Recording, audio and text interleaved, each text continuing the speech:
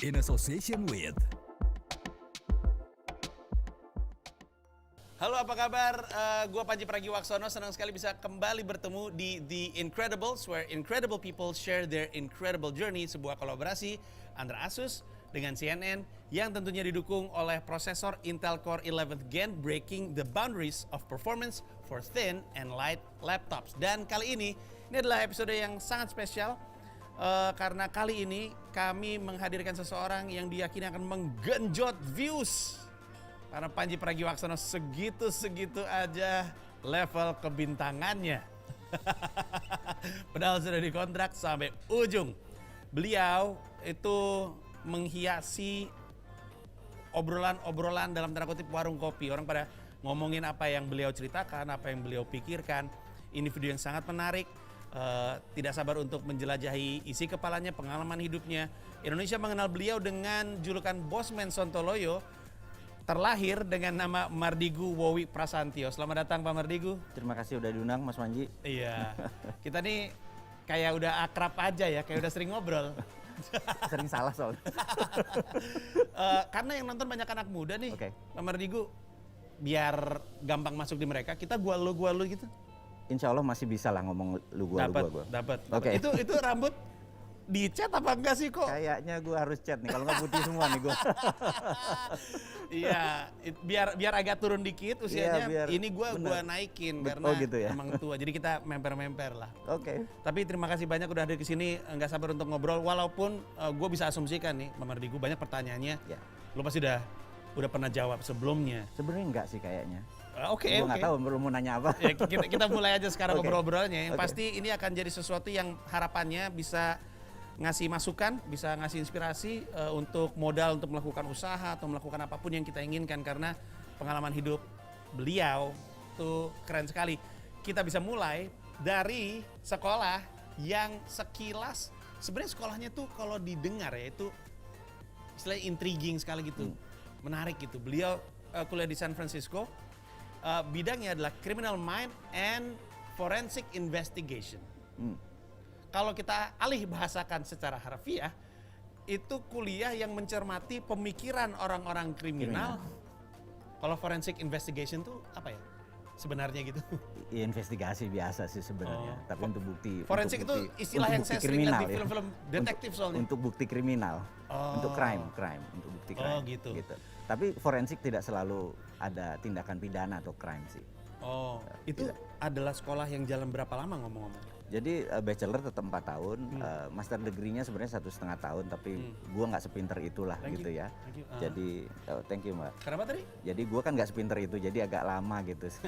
S2-nya jadi hampir 6 tahun kita di negeri seberang.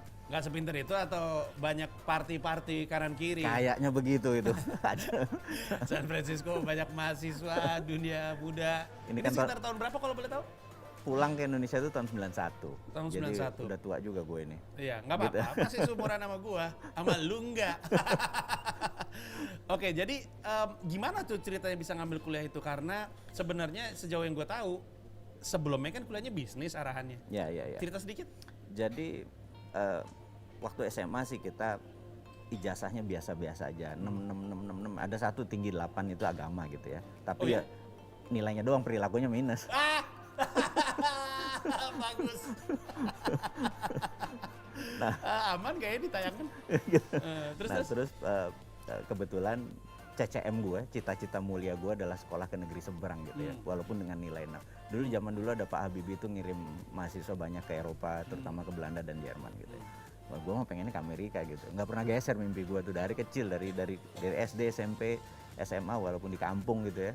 Gue gunting rumahnya Biden itu kemana-mana bawa White House ini, dibilang apa nih, gue mau sekolah di sini gitu, dari kecil memang nggak pernah ganti mimpi.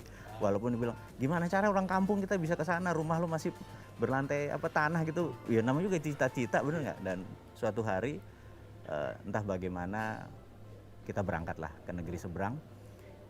Yang jelas waktu itu Dekdikbud bilang lo bukan karena lo pinter, karena yang daftar ke Amerika tuh cuma 2, terus yang jatahnya ada 6. Jadi berangkat bukan karena pinter, karena beruntung. Kenapa ya? Kenapa jatahnya 6 yang berangkat 2?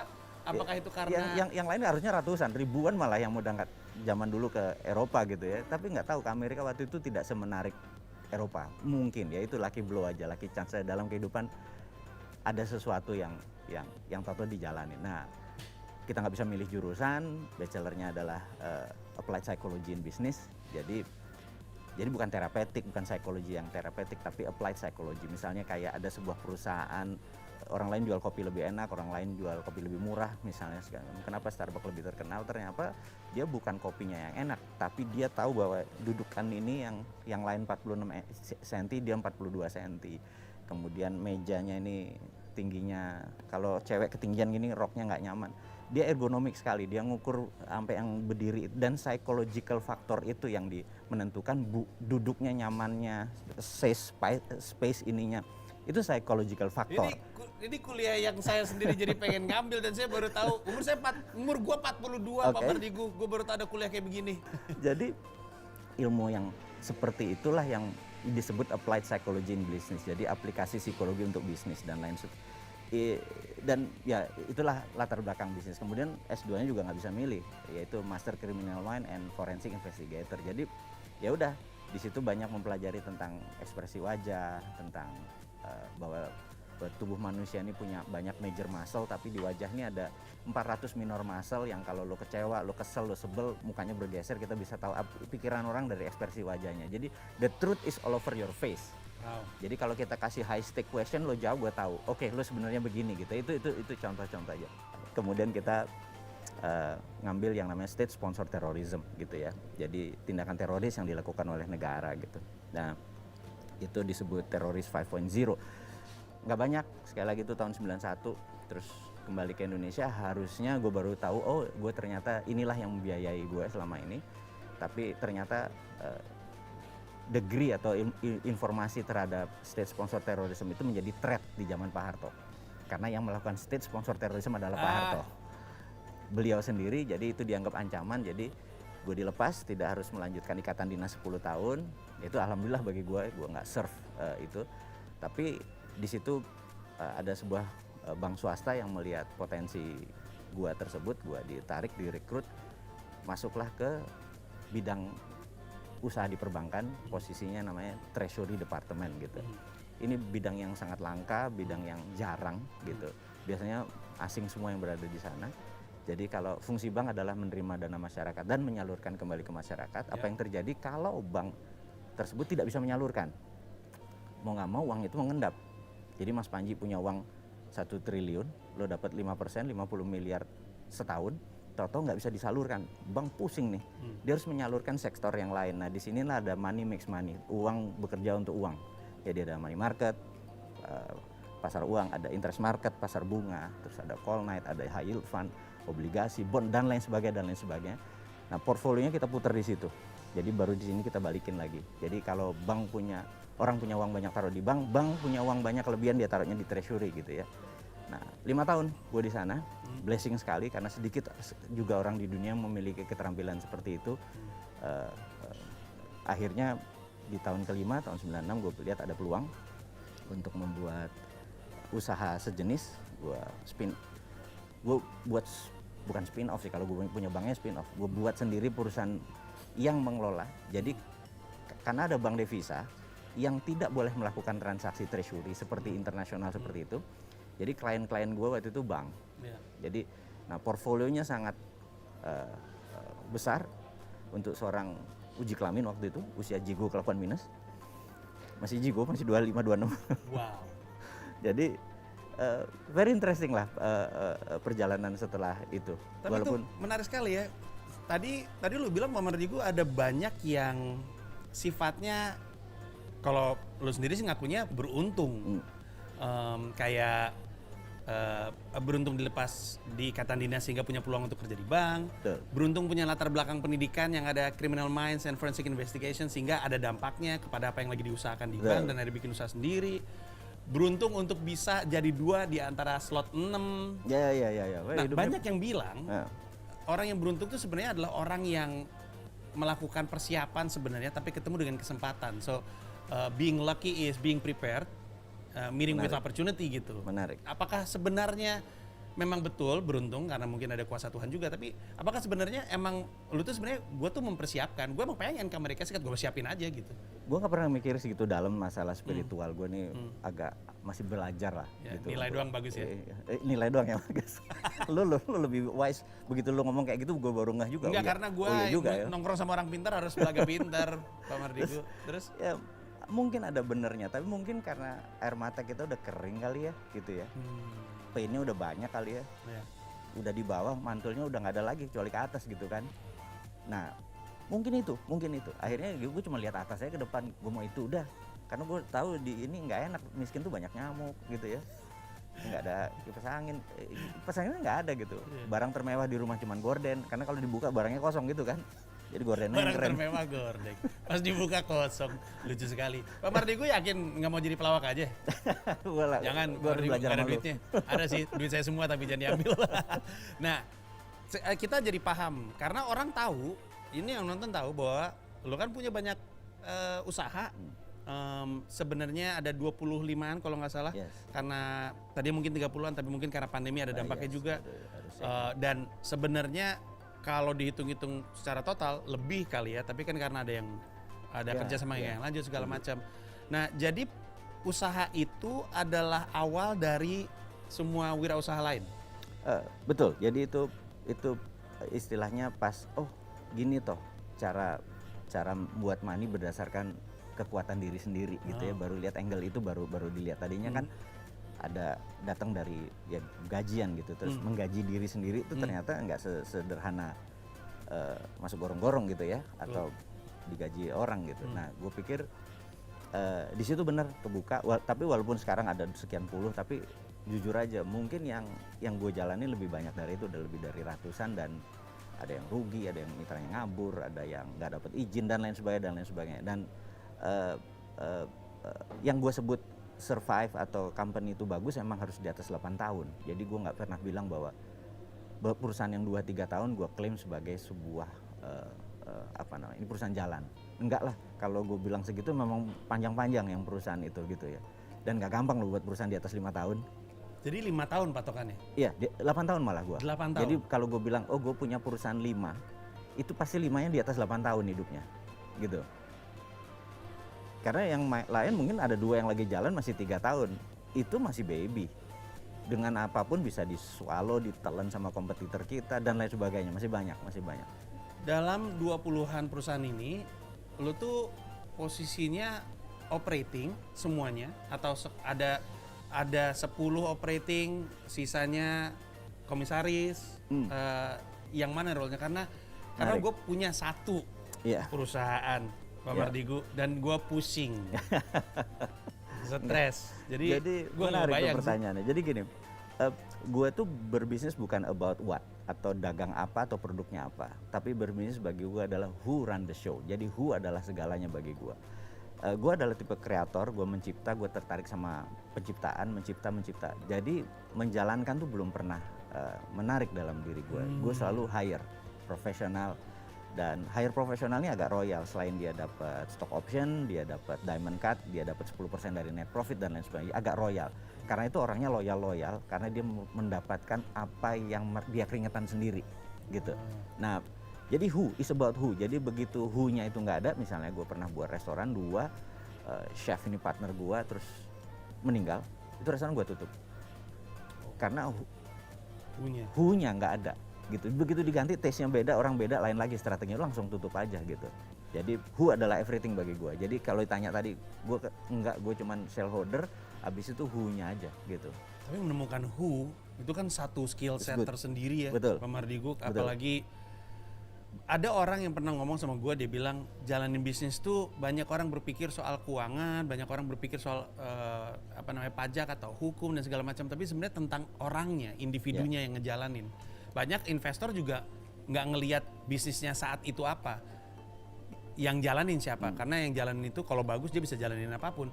Nah, ada cara tersendiri untuk menemukan who-nya, atau who-nya dulu ketemu baru jalanin bisnis? Enggak sih, bisnisnya ada baru gua cari who-nya. Nah, gimana tuh?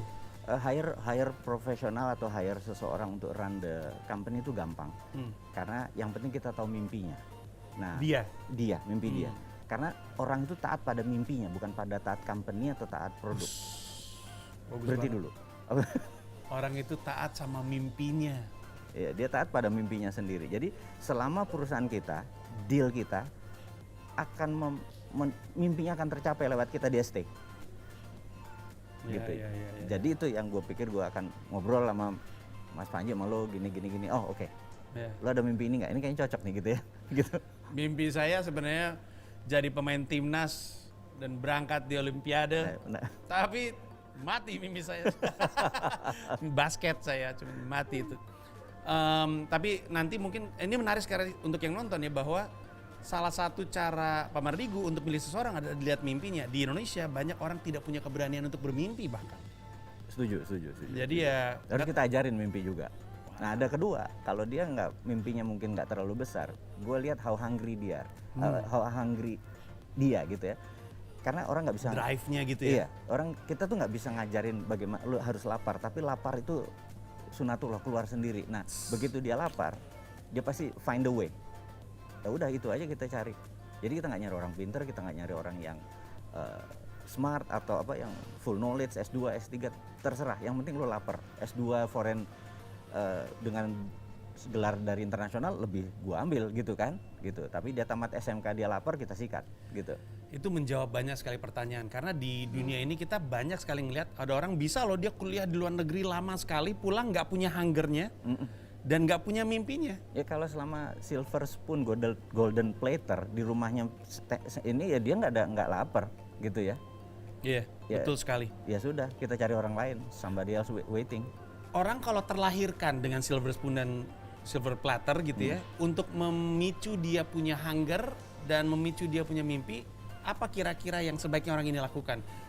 It doesn't know any better, emang gue lahir udah kaya gitu. Apa? Challenge himself? Enggak, gue tinggalin orang kayak gitu.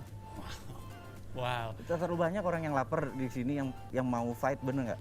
Ini. Terlalu lama ngurusin dia. Ini siapa sih yang membantu Pak Mardigu ini punya cara pikir seperti ini? Ada mentor, ada guru, nama-nama yang mungkin dikenal sama orang Indonesia? Mungkin nggak ada orang yang seperti dua orang ini, yaitu bokap gua, di mana beliau Sang kapten. Iya, dia kapten angkatan udara, dia pensiun, dia kapten, jadi jabatannya nggak tinggi. Kemudian ibu guanya seorang yang tamatan SMP gitu ya, sekolah pun rendah. Nah, kedua orang ini ada kelebihannya yang menurut gua, yang mungkin gua blessing lagi memiliki dua orang tua yang nggak ada no rule di rumah gua. No rule. Untuk seorang TNI Angkatan Udara, Nurul lucu juga itu yang gue surprise. Harusnya kan dia military, dia disiplin, dia ngekang, dia gini, nggak boleh ini, nggak boleh ini. Nurul di rumah gue, lo mau tidur di rumah orang, lo mau nggak sholat, lo mau nggak ngaji, lo nggak apa, nurul. Jadi semua kesadaran, gue ngaji karena kesadaran, gue nongkrong di ini karena kesadaran, kita pengen baca buku dari kecil, baca buku bahasa Inggris, gue bahasa National Geographic dari umur 7 tahun, 8 tahun, karena nggak ada apa-apa, gue bacanya itu aja yang ada gitu ya. Nggak ada rule. Itu yang menurut gue membuat gue menjadi deliberate, otak gue hidupnya dengan sengaja, hidupnya dengan, karena no rule gitu. Jadi semua indah bagi gue gitu. Itu bagi gue blessing gitu ya. Dua orang tua gue, ayah gue sudah almarhum, ibu masih di Malang saat ini. Sampai saat ini dia adalah cuma bilang, sehat ya mas, that's it. Mengagumkan betapa banyak yang kita bisa lakukan ketika kita dikasih ruang untuk Iya, eksplorasi. iya, semua bener. Itu ya udah. Tapi yang karena mohon maaf, kalau ibu rumah tangga. Ibu rumah tangga. Ibu rumah tangga. Jadi sebenarnya ya breadwinner-nya bapak kan, karena bapak TNI Angkatan Udara. Betul. Jadi kan dua-duanya nggak ada semangat entrepreneurial. Nah terus masuknya semangat entrepreneurial di Pak Mardigu dari mana? Rasanya karena gue lapar kali ya. Waktu kita jadi pegawai kan income kita ketakar. Jadi tenaga kita 10, income kita misalnya 10 gitu ya. Sementara kayaknya tenaga kita 50. Begitu kita push juga income kita segini. Gue pikir ya di mana yang bisa unlimited itu? Ya di swasta. Tapi kerjanya extra hours.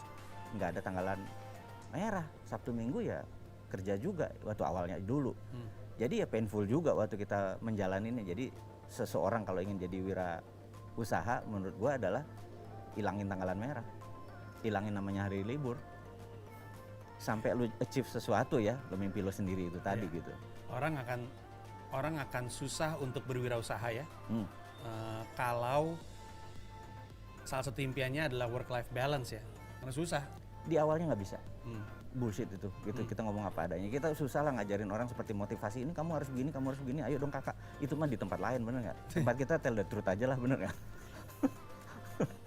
Iya bener. Tempat kita tell the truth aja. Iya. Iya.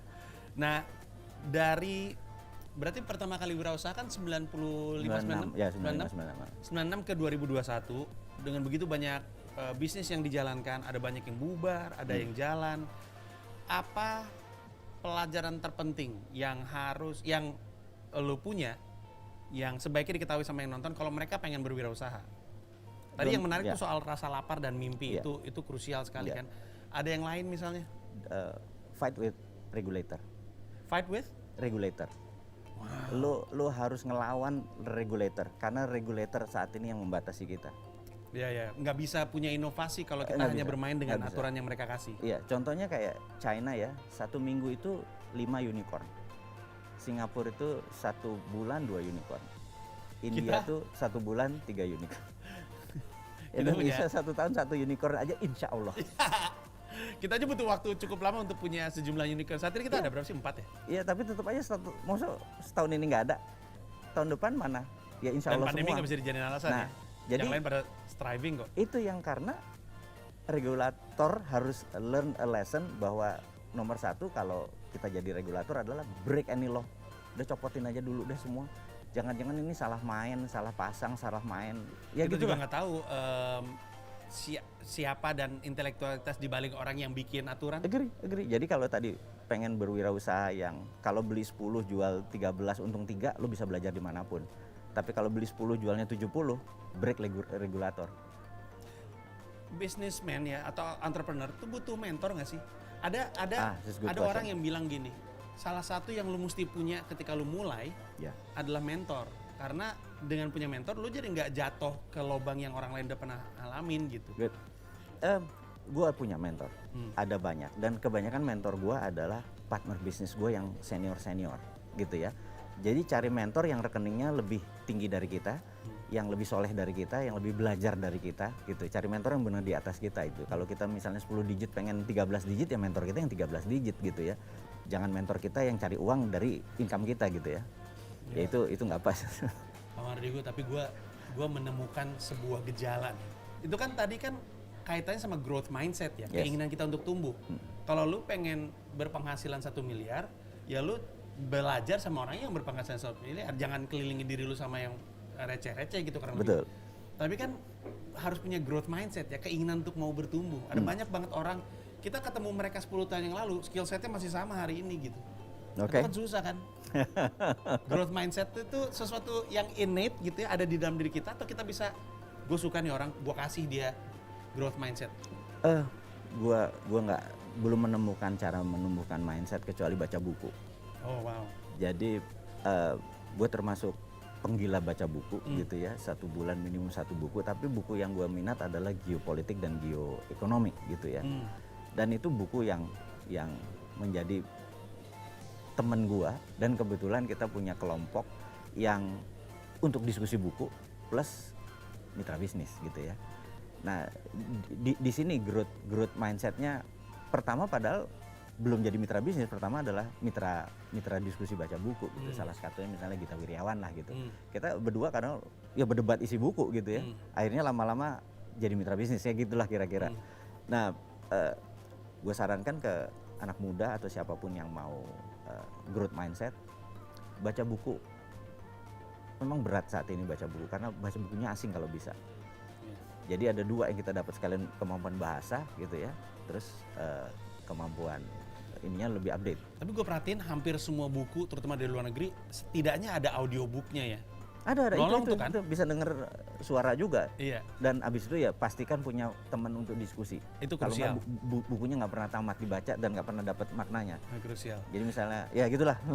Itu kalau misalnya ini untuk sedikit ini aja ya, apa namanya, colongan tips. Sebenarnya di YouTube tuh ada banyak banget akun-akun atau kanal-kanal YouTube yang kerjanya bikin kesimpulan dari buku-buku terkenal. Jadi lu dapat poin-poin pentingnya dari pembahasan itu dan lumayan kan? Itu gue malah dapat dari situ. Gue kan Iya. YouTuber dalam arti sebenarnya, gue ngeliatin YouTube isinya gitu. YouTuber dalam arti kata sebenarnya. Kerjanya mantengin Bener-bener YouTube. mantengin YouTube. Itu YouTuber betul. Nah, itu gua- dapat juga dari yang kayak gitu kan? Ini kayak gitu, ini gue beliin bukunya nih untuk lebih tahu lebih jauh. Tapi isinya kurang lebih apa yang dia simpulkan tuh benar. That's a good point. Jadi gue pikir itulah teman-teman muda promote-nya pakai itu gitu ya. Ada temen gue ya, tapi gue nggak tahu dia benar atau enggak. Gue mau cerita aja sama Pak Mardi gue, Oh, abis ntar lu bisa bilang ya benar juga. Dia bilang gini, salah satu cara untuk lu punya growth mindset adalah pertama lu harus mau terus keren. Karena biasanya orang yang mau terus keren itu selalu pengen nongkrong sama orang keren. Dan ketika dia nongkrong sama orang keren, dia kebawa cara pikir orang. Karena kan orang jadi keren karena enlightened gitu ya, dia terdidik, terus udah gitu dia thought provoking, thoughtful thinking. Jadi orang keren itu keren karena sesuatu. Jadi kalau kita pengen terus keren, ya nongkrong sama orang keren. Dan nongkrong sama orang keren bikin kita tercerahkan juga. Gue setuju. Iya kan? Gue setuju. Iya. Ini gue ikut keren nih nongkrong sama lu nih. Gue juga baru dapat dari lu. Nah, tadi gua, ilmu lu tuh. tadi Pak Mardi gue ngomong gue lu dan ngomongin Gita Wirjawan sama Gita Wirjawan juga ngomongnya gue lu. Gue sama Pak Mardi gue juga gue lu, selevelan nih gue nih, respect. Mantap. Terima kasih lo Asus. Terima kasih Asus. Nah, kalau ada satu momen kalau didengar selintas, kayaknya hidupnya Pak Mardi gue tuh sangat berwarna. Sangat berwarna. Dan nggak semuanya warnanya cerah. Ada warna yang kusam-kusam gelap gitu. Yes. Ada nggak sih momen dimana ini adalah milestone yang penting dalam karir gue? Setelah nengok ke belakang ya, saat Yeah. itu nggak kerasa. Pas nengok ke belakang, itu momen penting banget dalam hidup gue. Yeah. Apa tuh? Maybe a turning point atau apa gitu? Ada suatu hal perjalanan hidup gue yang menarik, di mana gue hari Senin Kemis lah gue puasa, bukan Senin nyeneni Kemis ngemis gitu ya, bukan. Jadi gue tertib iman lah, jadi tertib. tahajud gitu ya, 5 ya. waktu, Ya. ngasih zakat dan lain sebagainya, bener-bener tertib iman gitu ya. Hmm. Gue punya kapal tuh karam di pengiriman di Samarinda, karam. Dan waktu baliknya itu nggak bisa karena musim kering, jadi demurrage-nya hampir 3 bulan nunggu musim ini. Itu dapat penalti besar. Terus pabrik gua kilnnya, pembakaran itu crack karena gempa gitu ya. Terus money changer gua kerampokan. Jadi dalam 3 bulan peng sehingga total gua minus 11 miliar utang. Oh, Nah, di momen itu rumah disita, anak sakit, bini udah ke mertua, ya kan kalau ya namanya juga cinta pakai perasaan, tapi pertahanannya pakai penghasilan, bener nggak? Betul. Begitu nggak ada penghasilan ya ke mertua juga, Tidak dia bisa bener nggak? disalahkan. Iya bener Iya. nggak? Begitu rekening kita ini ya cinta dipertanyakan gitu kan? Betul. Nah lagi kayak gitu kita tanya, bos maksud lo apa, bener nggak? Hmm. Nggak ada jawaban, lo nggak kayak Mr. Bean, mendadak anakku apa segala macam gitu. Nah, terus ya itu turning point bagi gue, bahwa gue marah tadinya, yang tadinya menyebut yang maha lu gua juga. Itu momen, bos. Akhirnya ya itu, maksud lu apa, bener nggak? Itu kan emosi gua kan, nggak boleh dibilang, oh nggak boleh, lu harus begini, lu panggil begini, nggak bisa. Ini reality, gua makannya pakai apa gitu. Nah, mungkin saking akhirnya gua nanya, nah seminggu 2 minggu lama gua pikir kayaknya nggak ada hubungan sama dia deh. Kayaknya apa yang gua panen, apa yang gua tanam, kayaknya gua salah tanam nih. Dia gue bilang, bos sorry bos. Oke. Suatu hari tuh gue lagi duduk, tetangga gue buang sampah. Terus gue ambil, judulnya ada Millionaire Mindset di Sydney, Australia. Ini jangan the answer of my prayer. Kan kadang-kadang Tuhan cara komunikasinya aneh gitu ya. Kalau nggak ya bukan Tuhan, bener nggak? Kalau bisa ketebak ya bukan dia gitu kan. Tuhan kan nggak matematis gitu ya. Versi gue nih. This is interesting, gue bilang gitu. Jangan-jangan gitu. Yaudah, gue throw the dice. Prinsip gue adalah if you never throw the dice, you will never have a six.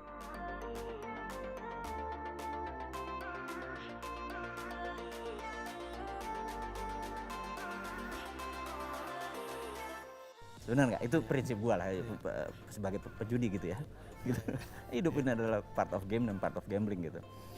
Oke, gue throw the dice, gue jual bini gue punya mesin jahit, toh udah di mertua ini, bener nggak? Dulu ada bisnis bordir dan lain jual, gue berangkat 7 hari 7 malam, itu cukup mind changing, yang cukup mek ngono tok bahasa Jawanya, I got it gitu ya, I got it gitu ya. Nah udah, abis itu semuanya berubah gitu, bahwa ternyata kita harus melebarkan referensi. Dulu kalau kita ditanya sama dia, sama waktu di workshop dia, kamu bagaimana cara uang datang ke kamu? Dengan bekerja. Kalau kamu nggak dapat kerjaan, kamu ngapain? Kita terdiam.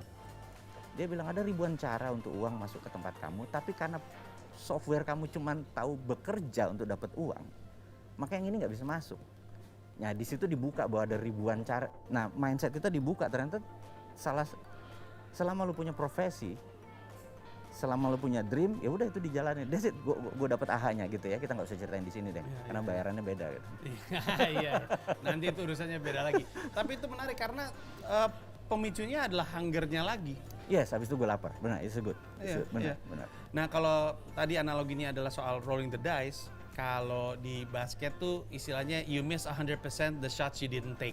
Ya, kalau kita main basket, kita nembak, ada kemungkinan nggak masuk, ya, tapi ada kemungkinan masuk. Betul. Tapi kalau lu nggak tembak, 100% nggak akan masuk. Gitu. Udah tembak aja, bener nggak? Iya, tembak aja bener. bener. Wow. Ini kita mau coba bacain pertanyaan dari netizen. Boleh. Ada beberapa yang kita kumpulin. Tapi bear in mind, pertanyaannya rada-rada keluar. Oh boleh. Sedikit ya. Ini contoh pertanyaannya. Kalau Bosman tahu besok meninggal, hari ini ngapain? Nyium kaki ibu gua dengan gua gegem segepok emas. Segepok emas? Iya. Jadi nyium kaki dan segepok emas. Iya. Nyium kakinya kita ngerti. Iya. Segepok emasnya? Apa yang terjadi kalau besok nggak kiamat?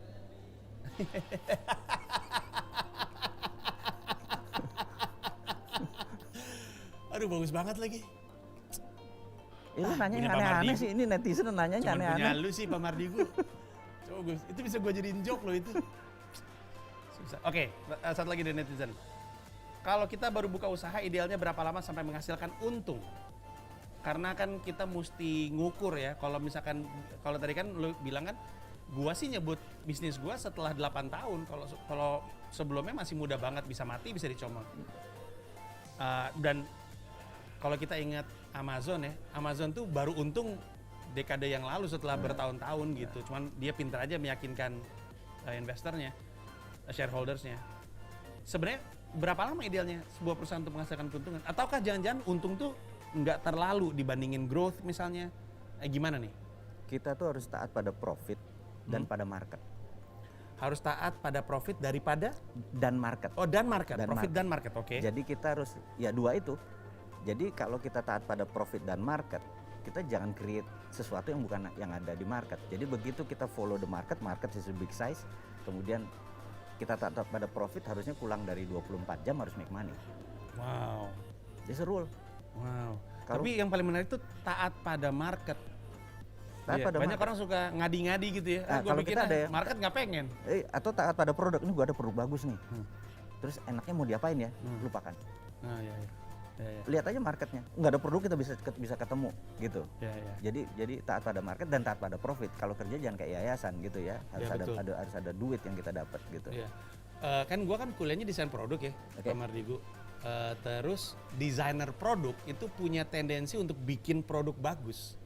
Tapi sebenarnya arahan lulusannya itu untuk industri. Jadi salah satu yang sering ditanya sama dosen adalah, ini ada yang inginkan nggak nih produk ini? Gue tahu cakep, nggak ada radio bentuknya kayak kupu-kupu. Ini ada yang mau nggak kalau misalkan harganya sebegitu? Betul. Jadi taat pada market. Taat pada market, baru kita mundurin ke belakang. Produknya baru apa?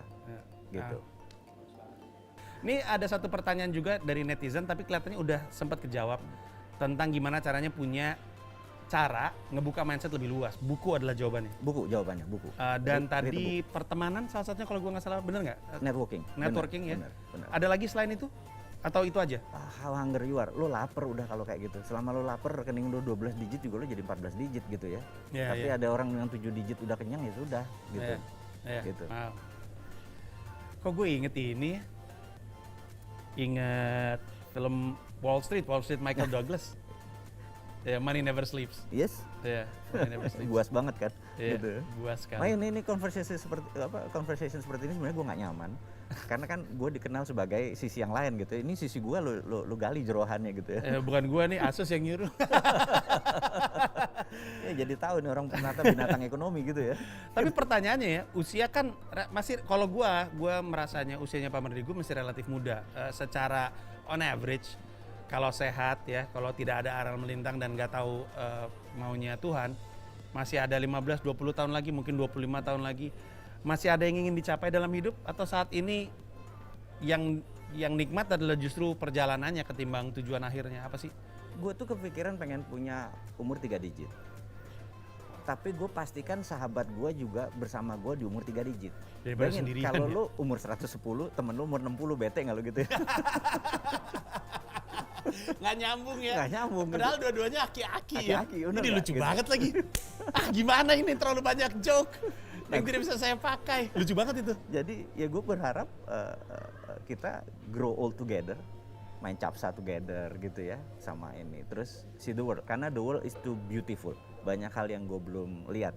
Gue nggak mau nanti suatu hari cucu atau cicit gue bilang, Eyang, dulu di zamannya Eyang tuh ada salju di Alpen, sekarang udah nggak ada. Eyang pernah main salju di Alpen? Enggak. Eyang hidup dulu garing amat sih bener. Tapi gue perhatiin itu udah ini ya, udah a little less ambitious, lebih kepada I wanna enjoy life, karena tadi main capsa sama teman-teman di usia 3 digit. Iya. Ya. Ya, ngakak-ngakak itu bagi gue more valuable than making money gitu ya. Yeah. Making money itu by product. Tapi, will you stop working though? Atau you feel like kayaknya enggak deh, karena gue seneng ngelakuinnya gitu? Iya, gue orgasm bisnis itu. Wow. Gitu. Ya, emang seneng ngelakuinnya kan? Seneng aja, seneng prosesnya, seneng cemasnya, dan itu menjadi quality waktu kita meratap di hadapan. Pada saat kita di Sajadah ada quality-nya. Bos, ini maksud lo apa? Ada dialog-dialog seperti itu, nggak cuman ini terus selesai gitu doang gitu ya. Very interesting. Terakhir, lebih ke tips Pak Mardigu, kalau ada banyak orang yang nonton konten ini karena ingin cari solusi untuk wirausahanya. Oke, good. Tapi pandemi mengubah banyak hal, mengubah perilaku market, mengubah bagaimana cara bisnis dijalankan. Apa sih yang bisa, berangkat dari pengalamannya Pak Mardigu aja, apa sih yang bisa lu kasih untuk membantu orang bisa berwirausaha di era seperti ini, volatile gitu? Menarik. Ini adalah masa yang memisahkan antara boys from men. Wow. Jadi peristiwa seperti begini sebenarnya kejadiannya mungkin 50 tahunan atau 100 tahunan. Mungkin kalau kita mungkin memutuskan ini peristiwa 50 tahunan karena kita masuk yang namanya war mode. War. Jadi di tahun 1918 itu perang dunia pertama, habis itu game changing. Dunia finance mendadak berubah, jadi ada Wall Street, jadi ada bank tuh ada bank sentral dan lain sebagainya. Dulu nggak, belum bank sentral. Dulu money just greasing the transaction. Kemudian sekarang money menjadi tool dan lain, itu perang dunia pertama. Perang dunia kedua setelah tahun 45 itu yang namanya teknologi growth very fast gitu ya. Setelah di cleansing, setelah di Great Reset itu.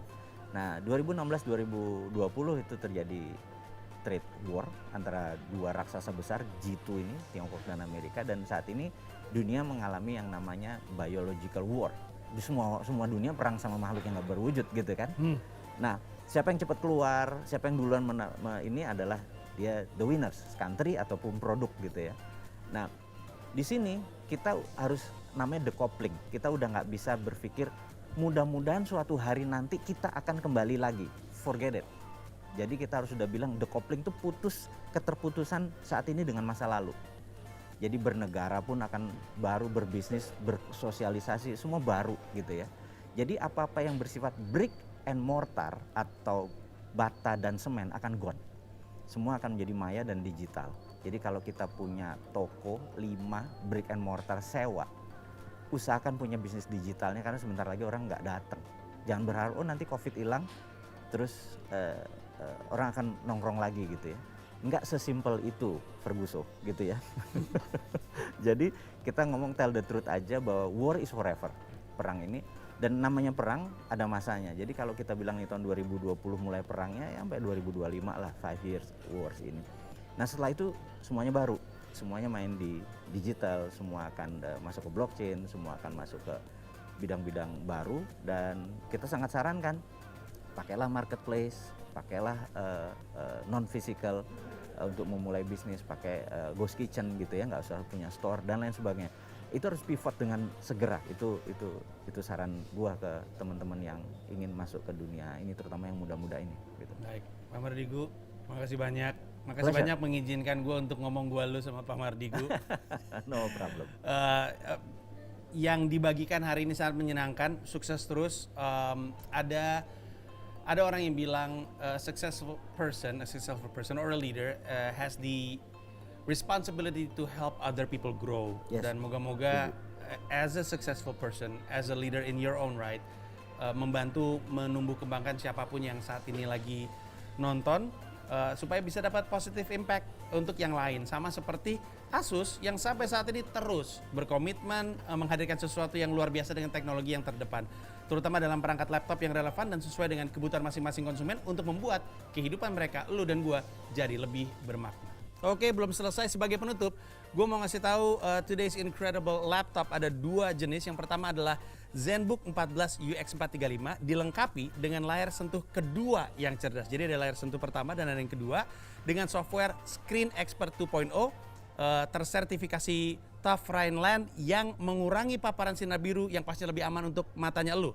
Dan yang kedua adalah laptop bisnis dari Asus ExpertBook B1400. Laptop ini beratnya cuma 1,45 kg, cocok untuk lu yang mobilitasnya tinggi, mesti mondar-mandir kesana kesini, dan dilengkapi dengan fitur Numpad 2.0, baterai mumpuni yang mampu bertahan hingga 10 jam sekali ngecharge kerjanya seharian. Dan gak ketinggalan, laptop ini juga dilengkapi dengan Asus AI Noise Cancelling Technology yang tentunya akan meningkatkan pengalaman lu ketika virtual meeting, karena itu adalah sesuatu yang semakin normal di masa seperti ini. Dan pastinya kedua laptop sudah ditenagai oleh prosesor Intel Core i7 generasi ke-11 untuk produktivitas lo yang lebih baik. Konektivitas 3 kali lebih cepat dengan Intel Wi-Fi 6 serta dilengkapi dengan port Thunderbolt 4.